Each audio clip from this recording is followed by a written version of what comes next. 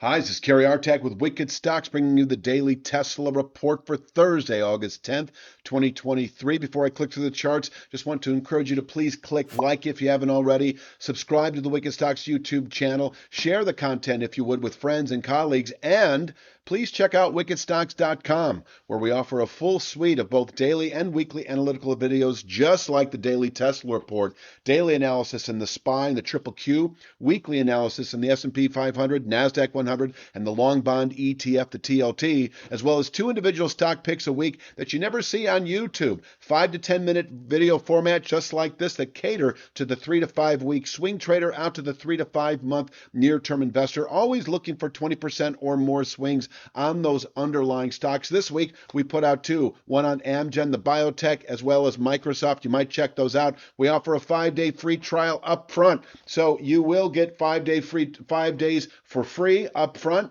And if you don't like what you see after 3, 4, or 5 days, you can bow out at no cost to you whatsoever. That is a full access to all the material during the 5-day free trial. So let's check out the charts. Start with the big picture as usual, work our way in. Over the last couple of months, we have tested quite a bit this 296.65 longer term channel top. And most recently, about a month ago, we tested it, pushed through substantially within the week, only to come falling back later in the week to close negative on the week and below the previous week's low. That was a key reversal high. The market continuing south. There is the chance, as I've been saying, this market can fall into the low 200 area. This channel bottom on the daily chart is at 208.71 today. And what occurred on Wednesday, that is to say the settlement below this longer term rising 1/3 speed line that today is at 249.50, has in fact indicated 208.71 as a clear objective.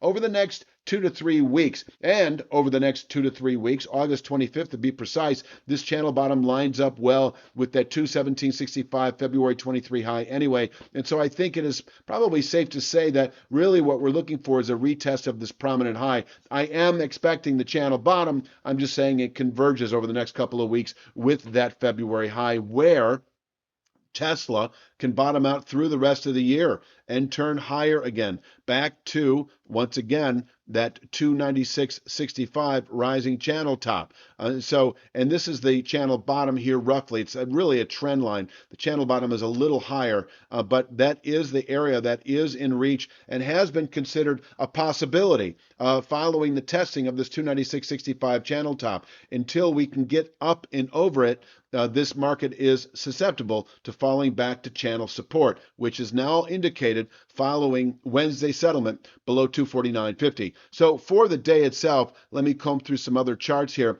We do have 239.85. That is a simple trend line off these lows that captured the lows from Monday. Can contain intraday weakness. I don't want to commit to it. I do think if we break and commit to it in terms of a daily support level, if we break 239.85, which is, I think, likely today, 235.23 is likely. This is that gap that occurred back in early June. And it looks, let's see, this is probably a better image of it.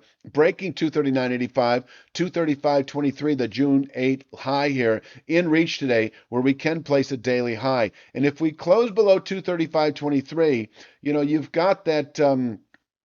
This is your channel support. That long-term channel support is down here. We got 217.65, all that area. You can see that within probably a week or two. In fact, I'm going to take us back to this chart here. That if we close, we've already closed below 249.50. We're already expecting 208.71. But if we settle below 235.23 today, I could see the possibility that by the end of next week, we actually test 208.71, where we could bottom out through the rest of the year. So for those of you who are 2 to 3 week swing traders, it is being short or not long anyway, Tesla, as we move into later August, because the market has indicated the likelihood for the low 200s, 208.71 as a 2 to 3 week target and rising daily. For those of you who like to trade the options, you may consider buying 210 or 215 out of the money puts if you haven't already that don't expire. I'd go at least a month out on that, 2 to 3 weeks, though we might actually reach it by the end of next week, as I just mentioned, with a settlement today below 235.23. We could, by the end of next week, actually test that 208.71 targeted long-term support area.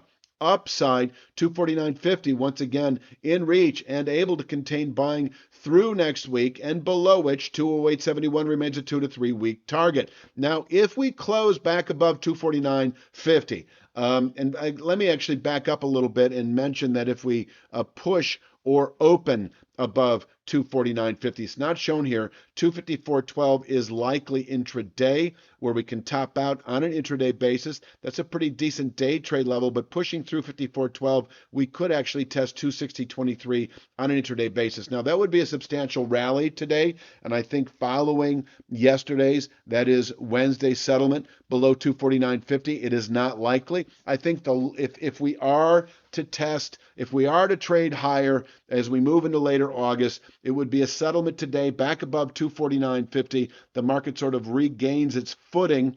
It spends, a day or two rallying up to 260.23, where we could top out on a daily basis. And if we close above 260.23, which is dropping on a daily basis over the next few days, that is a clear bullish sign that within 3 to 5 days, perhaps we could reach 281.11.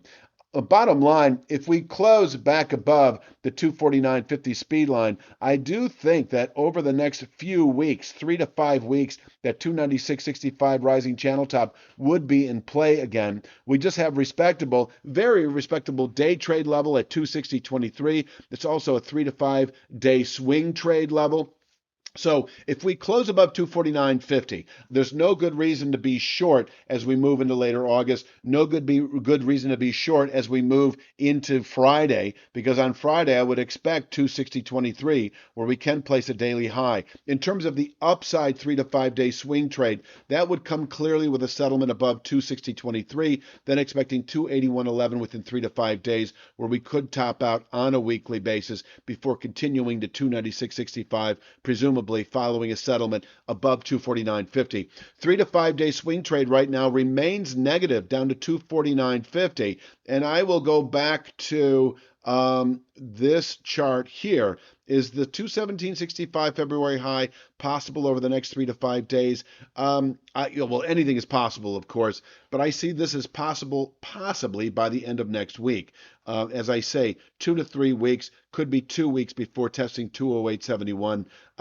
I don't think there's anything else that really needs to be said. I will mention on the way down, once again, 239.85, likely to contain intraday weakness. Breaking 39.85, 35.23 is likely, where we can place a daily low. And once again, if we close below 235.23, that 217.65 level in reach within 3 to 5 days. In fact, you can see back here, there's your 235.23 right there. It took about 3 or 4 days to travel the same distance back in early June. And so if we close today below 235.23, I think 217.65 is likely by the end of next week or sooner. And it's expected over the next couple of weeks anyway. I think I've said that about 12 times in this video.